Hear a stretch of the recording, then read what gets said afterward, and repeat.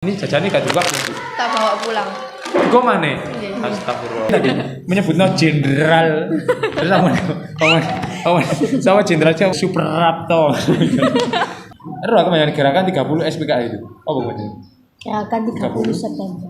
PKI itu Partai Komunis Indonesia. Wes lagi. Ya, mohon maaf sekali lagi. Ini karena kamera saya ini agak jadul memang. Jadi itu memorinya sedikit keganggu. Wes cerita apa Mbak Sil? Biar kita tidak lama-lama. Kira-kira apa sih penyebab kejadian ini? Iya ya G30 sih. Iya siapa ya? G30 SPKI itu dilatar belakangi oleh Ini cekel Aisyah. dominasi ideologi nasionalisme, agama, dan komunisme atau Nasakom yang berlangsung sejak era demokrasi terpimpin diterapkan, yakni tahun 1959 sampai 1965 di bawah kekuasaan Presiden Soekarno. Jadi memang pengen menerapkan ideologi komunis di Indonesia ini. Jadi pengen mengganti Pancasila jadi ideologi komunis. Oh, itu mungkin yang sangat dimasalahkan. Nasakom, Nasionalisme, agama, dan komunis. Oh. Apa yuk? Apa yuk? Bisa. Krune iki ngene kan ya. Ayo gak fokus ya.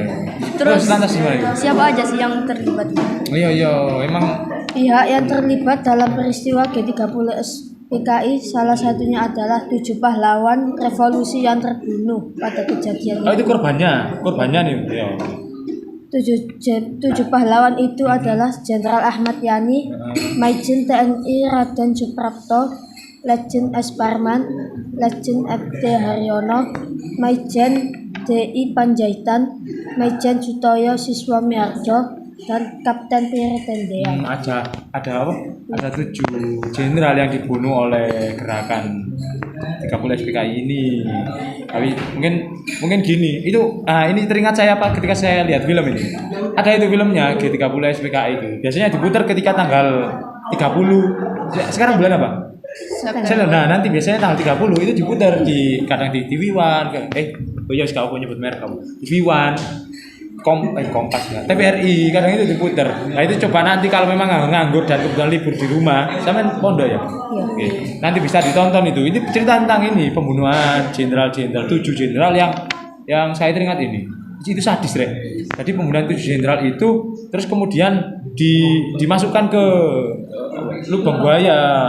Lubang buaya bukan berarti lubang sing ono buaya bukan, Rek, tapi nama daerah, nama sebuah kelurahan di mana Jawa Barat kalau nggak salah, kalau di Jakarta sih itu dimasukkan ke lubang 7 jenderal itu setelah dibunuh. Nah itu kan berarti kan gini, Rek, kalau sudah membunuh jenderal otomatis kan dia termasuk melawan negara Indonesia kan, betul kan?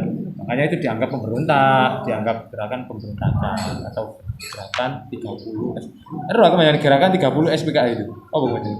Gerakan 30 September. PKI itu Partai Komunis Indonesia. Langsung masih ada penasaran lagi. Ini Silvi kalau bilang agak ngoyo ya. Tapi emang dari kecil ya. Iya, Pak. Iya. Tapi itu biasanya dari ciri khas. Maksudnya itu orang-orang spesial saja itu yang R-nya agak ngoyo itu. Kayak itu tadi menyebutnya jenderal. Terus sama jenderal siapa? Jenderal Jenderal Ahmad Yani, yo. Majen TNI Raden Suprapto. Oke, wis dilanjut. Kita fokus ke pembahasan. Apa tujuan pemberontakan ini? Nah, iya, emang lapo sih ngono lho, kok tiba-tiba berontak kan ngono ya. Gabut mungkin. Masuk PKI gabut.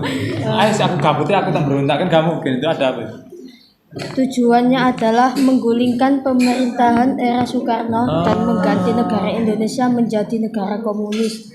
Seperti diketahui, PKI disebut memiliki lebih dari 3 juta anggota dan membuatnya menjadi partai komunis terbesar ketiga di dunia setelah RRC dan Uni Soviet. Banyak ya. Ini termasuk saya baru tahu. Ini terima kasih informasinya.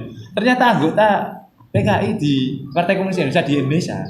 Iya sih, PKI ya jelas dia bisa tok ya kan. Itu 3 juta orang. Ya bener ketika berontak yo. Bayangno yo wis wong 500 ketika berontak pegang senjata kabeh itu wis bahaya itu di negara kita. Gimana dengan 5 juta orang yang 3 juta. 3 juta orang, 3 juta. Wow, itu ya bawahnya. Makanya ini menurut saya termasuk salah satu pemberontakan yang besar ya dalam pengen mengganti Pancasila sampean, pengen diganti sebagai ideologi komunis tadi itu.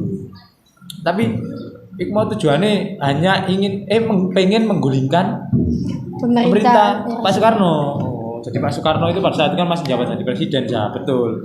Jadi partai ini itu pengen ngelengser Pak Soekarno loh.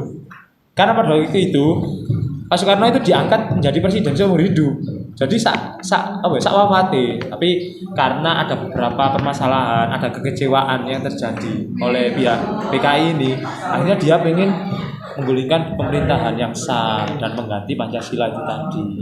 Oh, ini saya menarik sekali ini. Masih ada yang ingin digali lagi.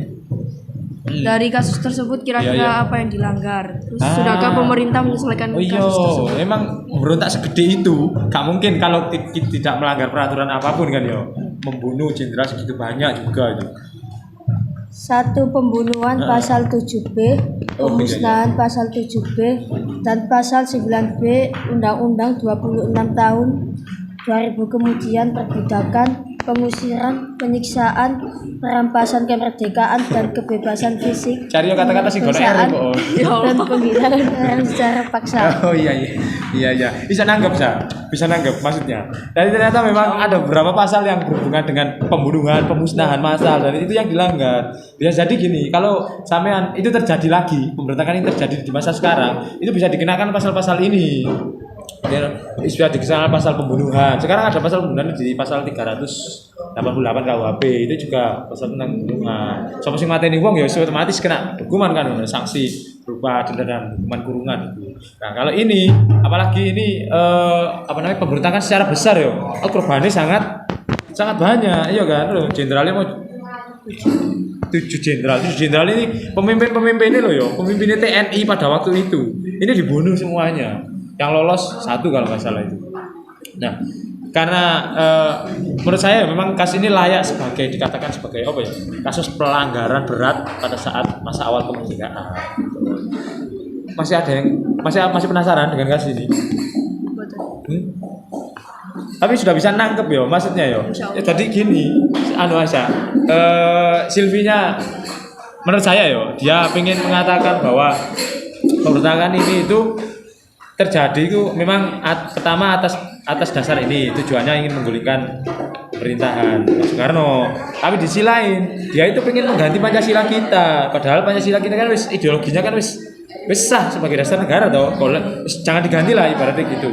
Itu yang final sebagai ideologi kita. Kalau ada gerakan-gerakan seperti ini lagi di era sekarang, menurut sampean ya apa? Dibubarkan, Pak. Harus dibubarkan kan ya. Layak dibubarkan sama dengan halnya ini PKI, karena itu bertentangan dengan ideologi kita Pancasila. Nah, ideologi kita sudah final.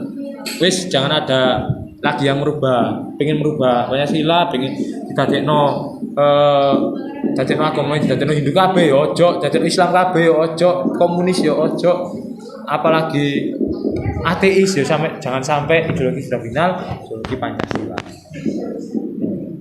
Aisyah, dari pesan-pesannya Mbak Silvi tadi bisa menyimpulkan apa? Atau punya pesan apa terhadap teman-temannya yang sudah menonton ini? Bisa menyimpulkan apa dari kasusnya yang diceritakan Mbak Silvi? Tapi saya seneng dulu ketika ini dari kecil itu diputar terus sebenarnya filmnya itu. Kalau sampai nanti nganggur di rumah itu nonton itu detail peristiwanya lumayan. Mereka itu selain membunuh jenderal-jenderal ini, itu sebelumnya itu sudah membunuh ini ulama-ulama, itu dibunuh sholat, dipateni, dibacok dan lain-lain, ditangkap dan lain. Terus puncaknya memang ini membunuh jenderal-jenderal ini adalah puncak pemberontakannya dia. Jadi karena sudah nemen, bahasa Inggrisnya itu nemen, dia sudah nemen kan ya. Akhirnya mau nggak mau harus diberantas. Dulu pemimpinnya PKI ini namanya, siapa tahu? Pak Musuh namanya. Dan Pak Amir Syarifuddin itu pemimpin gerakan pemberontakan ini. Tapi kemudian sama pemerintah, sampai tahu akhir dari cerita ini tahu, saya pernah membaca sedikit buku sejarah. Spoiler, Pak. Spoiler ya, tak spoiler. Ini eh, pemimpinnya ini, kedua pemimpinnya Pak Amir Syarifudin dan Pak Muso ini kemudian dikepung oleh TNI yang sebagai penggantinya yang sudah tewas ini. Jadi jenderal-jenderalnya kan setelah tewas kan diganti pimpinan tuh. Nah setelah itu dia mengutus pasukan untuk menyerang ke Madiun. Ini dulu pusatnya di Madiun. Madiun tahu Madiun? Yang penghasil brem itu loh, brem. Biasanya oleh-oleh brem tahu gak? Madiun karo Madiun. Sampai asli mana sih? Oh tonggoku sih. Iya, tonggoku bisa. Ya karo ya malu. Ya Madiun ini dulu pusatnya di Madiun, pusatnya PKI ini. Terus kemudian sama pemerintah Pak Soekarno itu mengutus jenderal-jenderal yang sebagai penggantinya dia menyerang ini, gerakan ini dikepung dari barat diserang dari Bandung, dari utara dari Bandung, terus dari barat dari Jawa Tengah, dari Jawa Timur itu diserang dari Surabaya, dikepung. Akhirnya semua anggotanya tidak bisa lolos. Setelah itu pemimpinnya ditangkap. Yang Pak Muso ditangkap di Blitar. Ponorogo, terus yang Pak Amir Syarifudin ditangkap di Jawa Tengah. Jadi pemimpinnya harus ditangkap, dibunuh, akhirnya PKI di. Itu akhir dari cerita ini. Jadi ini setelah mereka melakukan pemberontakan, itu pemerintah gak diam gak menentok, langsung ditumpas dengan operasi militer yang dikerahkan itu tadi. Yo ini kalau nanti sampai tiba-tiba punya pemikiran untuk berontak di negara kita, yo hati-hati, siap-siap diperangi oleh TNI dan militer kita. Gitu. Pengen berontak? Yo aja sampai NKRI harga mati. Wis jelas ya. Oke. Ada yang ingin disampaikan? Silvi aja. Mbak Isa ada? Silvi? Sudah. Oke, pesan saya jangan sampai ada peristiwa-peristiwa besar seperti gerakan 30 SPKI lagi. Kita jaga bersama negara kita supaya nanti sampai anak cucunya nanti bisa hidup dengan damai. Oke, terima kasih. Sampai jumpa. Terima kasih atas kedatangannya. Hati-hati di jalan.